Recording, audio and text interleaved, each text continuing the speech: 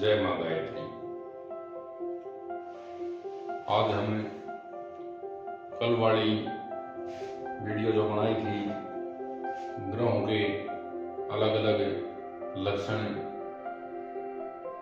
कितने प्रकार के लक्षण देखे जाते हैं ग्रहों के, तो वो हमने कल वाली वीडियो में सभी लक्षण लिखवाए थे।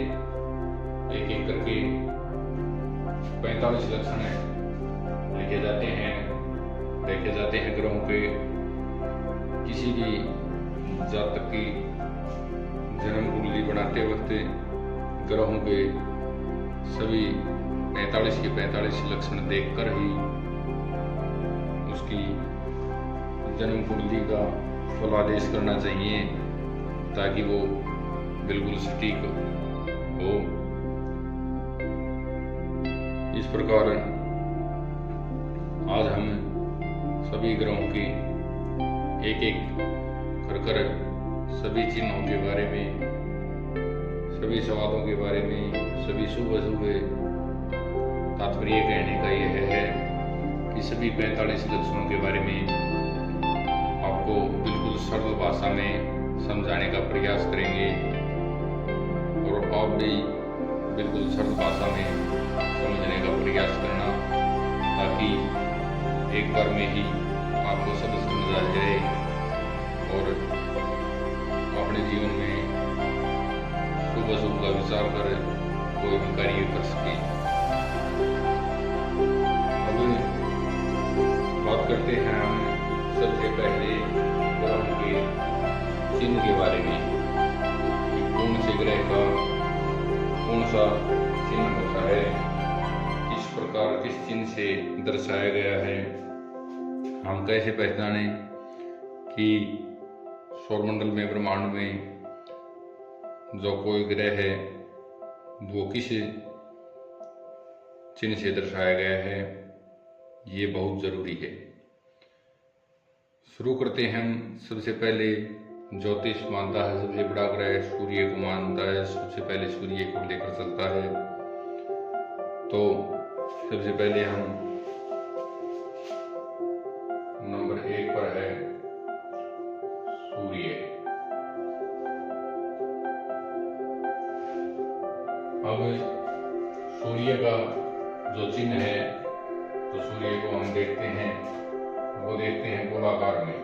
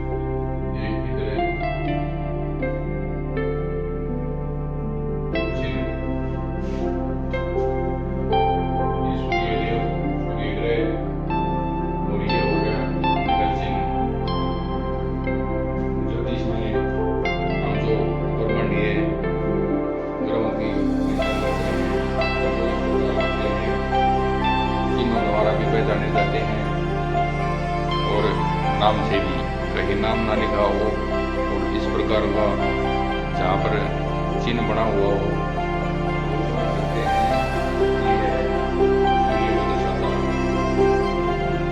नंबर 2 पर होता है चंद्रमा।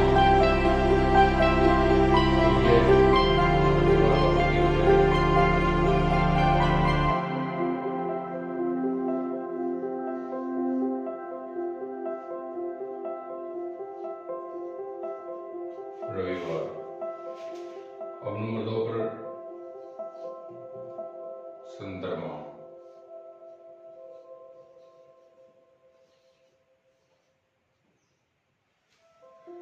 चंद्रमा का जो चिन्ह है वो इस प्रकार है।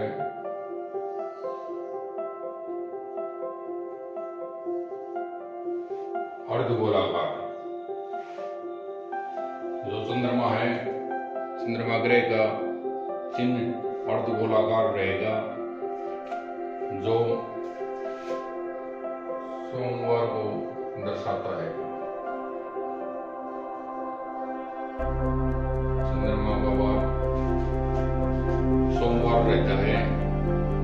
अब कहीं भी इस प्रकार का चिन्ह हो तो आप बेझिझक समझ सकते हैं कि यह चंद्रमा को दर्शा रहा है। अब इसके बाद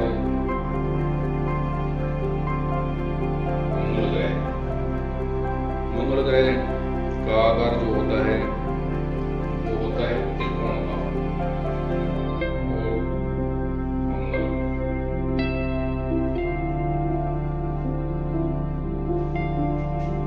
अब इसका जो त्रिकोण रहता है यह थोड़ा लंबा रहता है, लंबा त्रिकोण। लिख सकता हूँ यहाँ पर, समझ जाना।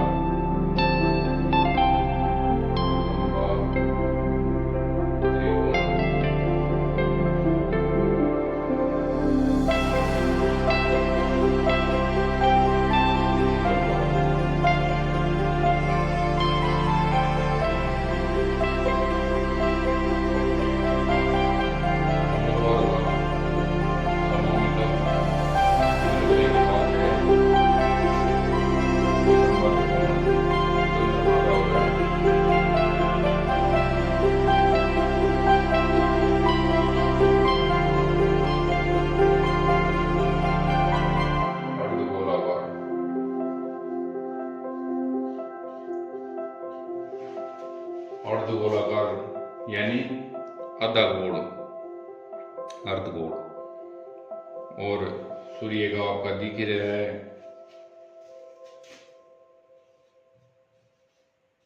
गोलाकार। ये बिल्कुल गोला है, गोल है। चंद्रमा अर्धगोल है। जो मंगल ग्रह है ये लंबा त्रिकोण है।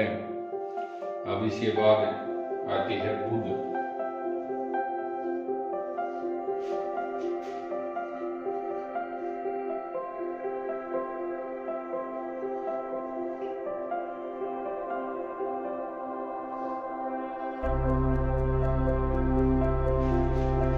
बुध का जो चिन्ह है, निशान है, वो है बाण का। बाण ये आप वैसे भी याद रख सकते हैं, वैसे बुध वैसे बाण, तो ये आपको याद रखने में बहुत सहूलियत रहेगी। बाण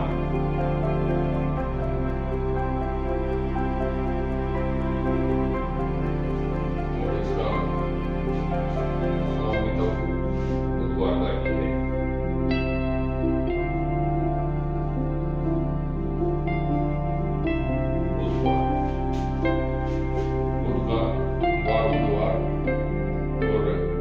चिन्ह है वो है बाण का। बाण का चिन्ह जहाँ भी दिखे हम समझ सकते हैं यह बुध ग्रह को दर्शा रहा है।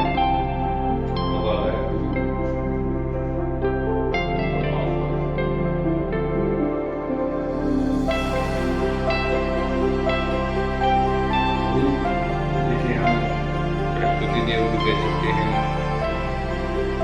जिसे हम देवताओं का भी कह सकते हैं। बृहस्पति देव को माना गया है। इसका जो आकार है चतुर्कोण है।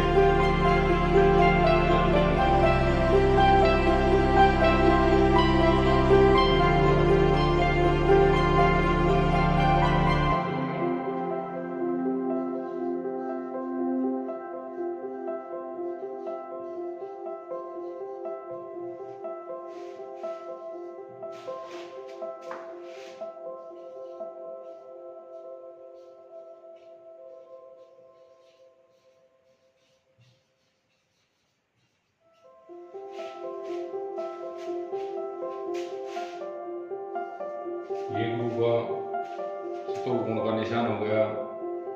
और बृहस्पतिवार गुरु का ही वार होता है।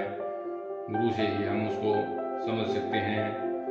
और जहाँ भी हमें चतुर्कोण ज्योतिष में दिखाई दे, पंचांग में कहीं भी ज्योतिष की चर्चाएं हो, वहाँ पर जहाँ भी चतुर्कोण हमें दिखाई दे तो हम बेझिझक इसके निशान से समझ सकते हैं कि यह गुरु को दर्शा रहा है। अब इसके बाद आता है शुक्र।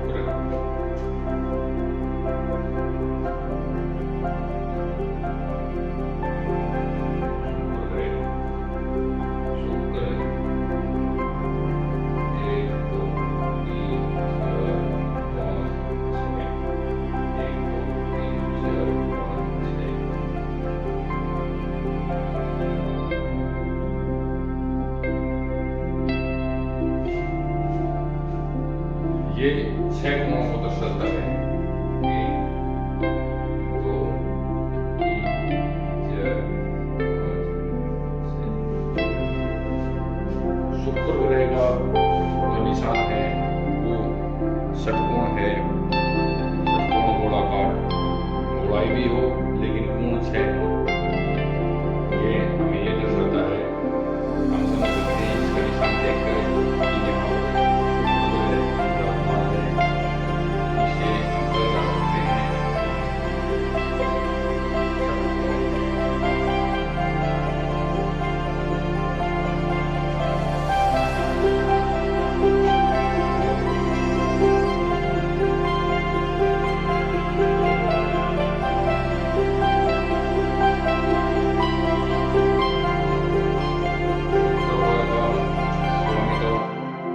शुक्र ग्रह के पास है।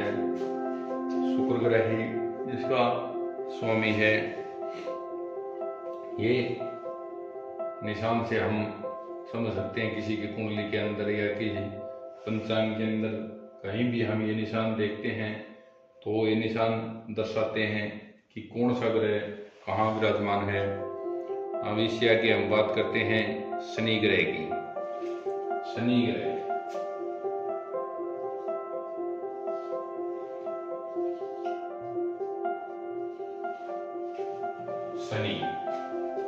शनि जो अति न्यायकारी ग्रह माना गया है। शनि ग्रह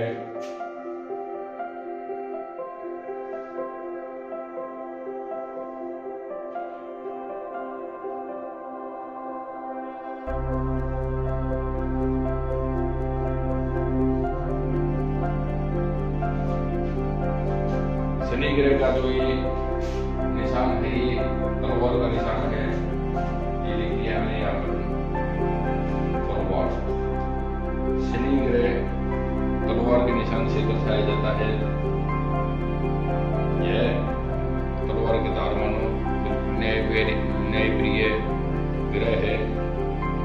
और जहाँ भी आपको ये तलवार का निशान दिखाई दे पंचांग में या और किसी किताब में, तो वो आप विचार कर सकते हैं कि यहाँ पर शनि ग्रह दर्शाया गया है। और शनिवार शनि का वार है।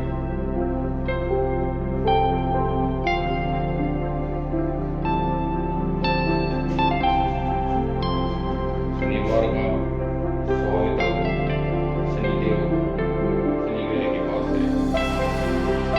इस प्रकार ये हमारे ब्रह्मांड के अंदर अस्तित्व माना गया है। कोई और ग्रह है जिनके हमें दर्शाते दो छाया बिंदु है। राहु और केतु ग्रह दो ग्रह हैं वैसे तो, लेकिन दूसरी साथ है वो दो छाया बिंदु माने गए हैं, राहु और केतु। अब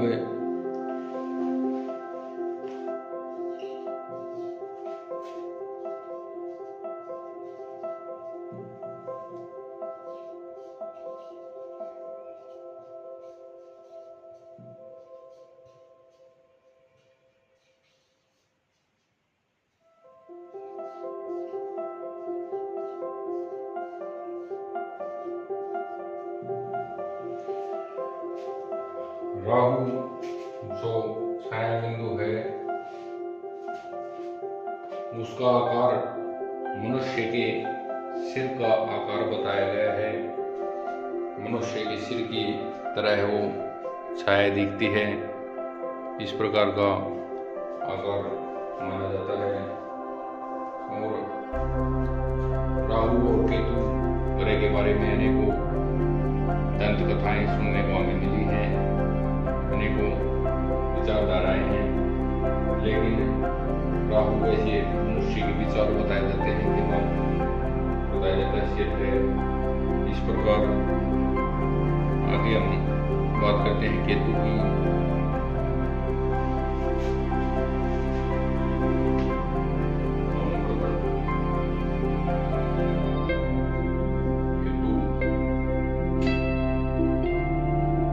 केतु जो है मनुष्य का सिर तो ऊपर हो गया, राहु